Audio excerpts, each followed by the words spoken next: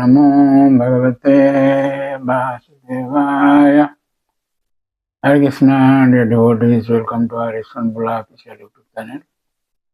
Today I am going to discuss Srimad Bhagavatam 10th canto, 3rd chapter, text 32 onwards. The 32 to 45, these 14 verses, Lord Krishna explains the reason for his appearance to Vasudeva and Devaki. So in verse 32, the Lord says, Bhagavan Uvacha, Tamiva Purva Sarge Bhu Prasni Swayam Bhuve Sati Tadayang Sutavanama Prajapati Rakarmasaha. The Supreme Personality of Godhead replied, my dear mother. Replied means before, after Lord's appearance, Vasudeva and Devaki prayed to the Lord. There are so many verses. Vasudeva, the first Vasudeva worshipped the Lord, then Devaki. Thereafter the Lord said, the Supreme Personality of Godhead replied, my dear mother, best of the chest, in your previous birth, in the Swayambhu millennium, you were known as Prishni, and Vasudeva, who was the most pious Prajapati, was named Sutapa. Tadayang Sutapa Nama, Prajapati Akarmas. The Lord, pointing his finger, says, Payang means this Vasudeva. Tadayang Sutapa Nama, his name was Sutapa. So in the purport, Srila Prabhupada Maharaj says, the Supreme Personality of Godhead made it clear that Devaki had not become his mother only now.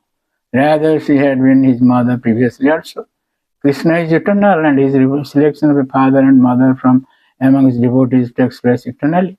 Previously also, Devaki had been the Lord's mother and Vasudeva the Lord's father, and they were named Krishna and Sutapa. When the Supreme Personality of Godhead appears, she accepts his eternal father and mother, and they accept Krishna as their son.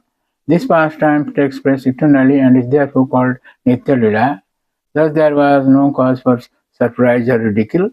As confirmed by the Lord himself in Bhagavad Gita 4.9, that janma karma chame divyam evam javati tattvata takta deham punarjanma naiti mahamidi surjana.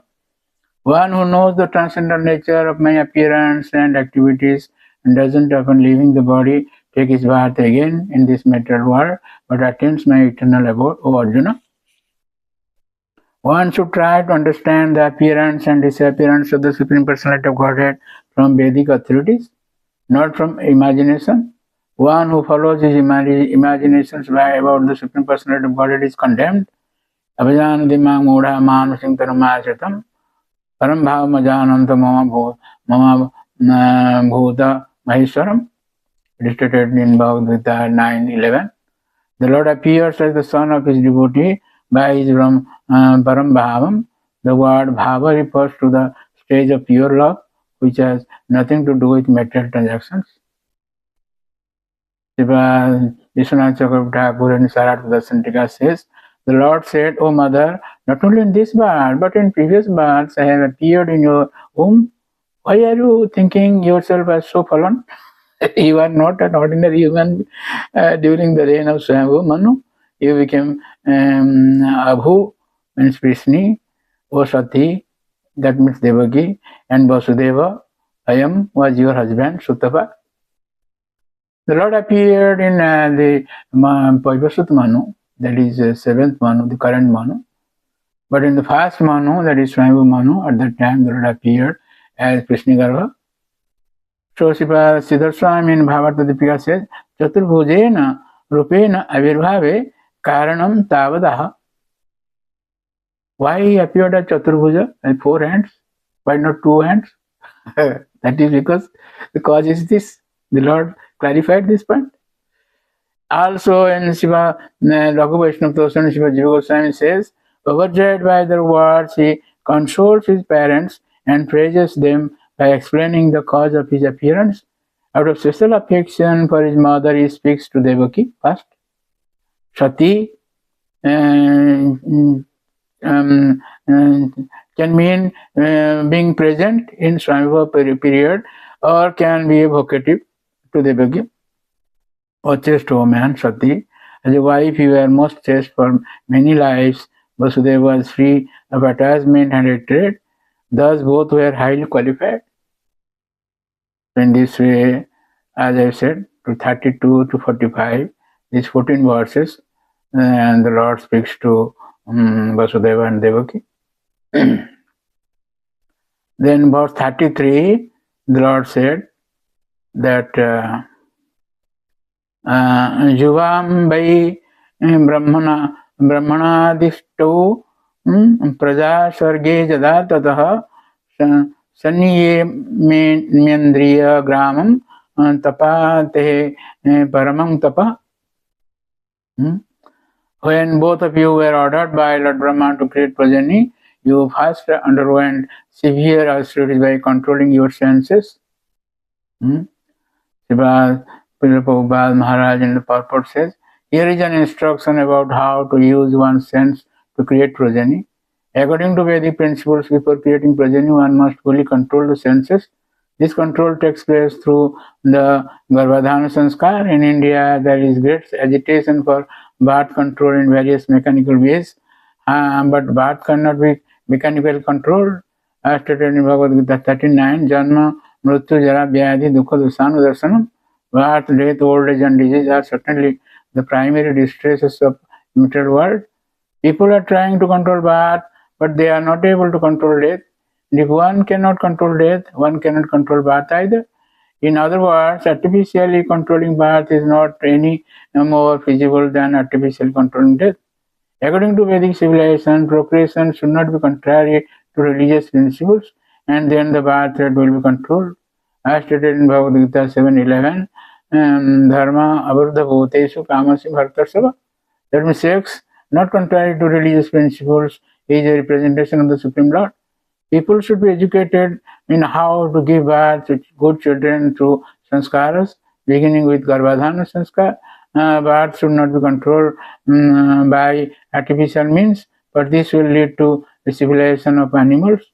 If one follows religious principles, he automatically practices birth control, because if one is spiritually educated, he knows that the after effects of sex are various types of misery. Bahu dukkha haja. One who is spiritually advanced doesn't indulge in uncontrolled sex.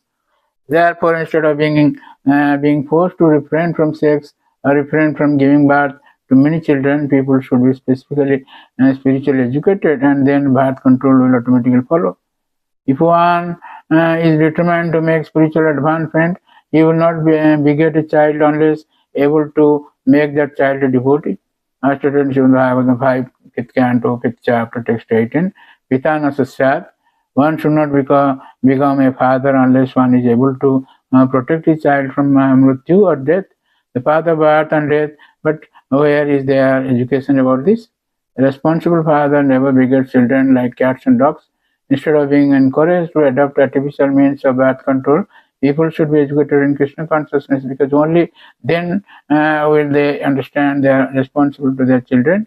If one can beget children who will be devotee and be taught to return aside from the path of birth and death, mrityu, sansar, vatmani, Bhagavad Gita 9:34, 9:3. There is no need of birth control. Rather, one should be encouraged to beget children. Artificial means of birth control have no value, whether one begets children or doesn't. A population of men who are like cats and dogs will never make human society happy. It is therefore necessary for people to be educated spiritually, so that instead of begetting children like cats and dogs, they will undergo austerities to produce devotees. This will make their life successful. So Siddha Swami in Bhagavad Deepika says, Tepathe tapa krutavantu, they did austerity. Jiva Goswami and Raghu Vishnu Dushan says, and Bai indicates that this is well known or remembered.